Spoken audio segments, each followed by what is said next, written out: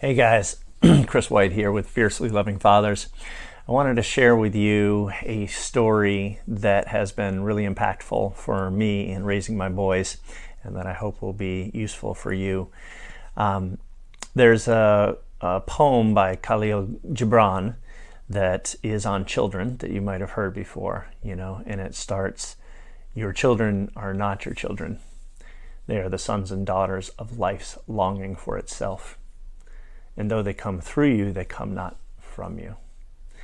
And it goes on, but the major point here is that life, the mystery, God, whatever you want to call it, has created our son, not us, right? Not even our partners.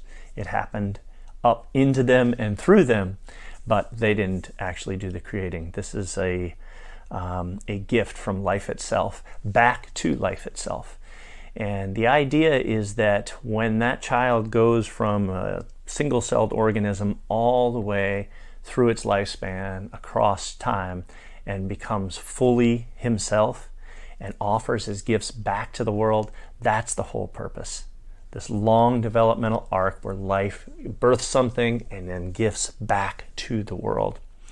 So there's a story that shows up in many cultures all over the world. I heard this from Michael Meade, one of my teachers, and this particular version of the story is called The Divine Twin, and it goes something like this. Before we are born, each of us is sitting high up above the earth with our divine twin, and we're looking down upon the worldly situation until suddenly we discover it, and we look and we say, there it is, brother. That's the place. That's the time, that's the exact parents and situation that I'm going to be born in, because that's where my gifts will be most well developed, and that's where they are most needed. And then we turn back to our divine twin and we say, please, brother, please do not let me forget who I am and why I came to this earth. And the divine twin says to us, I will not let you forget. And then we go down into the birthing waters, and we are born, and we come into this world cold, alone, crying, totally have forgotten who we are or where we came from.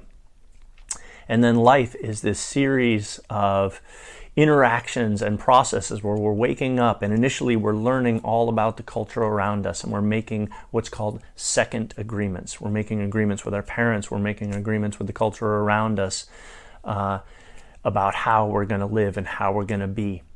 And the important part about these second agreements are that they're all negotiable. We make them in order to get the love, to get the nourishment we need, to get by. But as we grow and develop and become able to take care of ourselves, we can renegotiate all of those cultural agreements. But the first agreement, the agreement we made with our divine twin back before we were born, that's non-negotiable.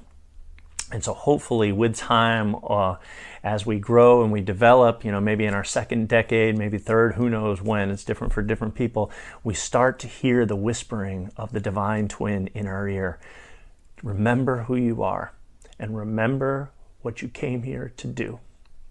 So life, in a certain way, is all about waking back up to who we are and what gifts we came here to bring.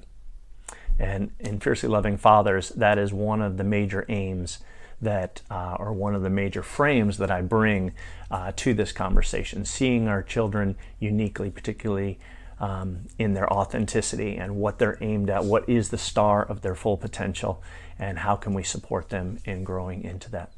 So check out Fiercely Loving Fathers.